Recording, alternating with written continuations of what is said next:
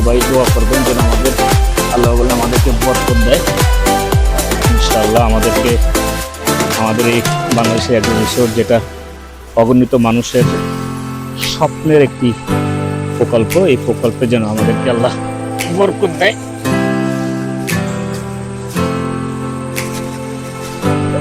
আপনারা দেখতে পাচ্ছেন আমাদের সম্মানিত ম্যানেজিং ডিরেক্টর জনাব ইব্রাহিম সাহেব, তিনি আমাদের এই প্রজেক্টটায় এখানে আপনারা দেখতে পাচ্ছেন মাছ অবমুক্ত হচ্ছে। আলহামদুলিল্লাহ, আপনারা সবাই দোয়া করবেন আল্লাহ যেন আমাদের এই মাছে বরকত হয় এবং বাংলাদেশের মানুষের আমিষকে ফিল আপ করার জন্য যেন আমরা কাজ করতে পারি।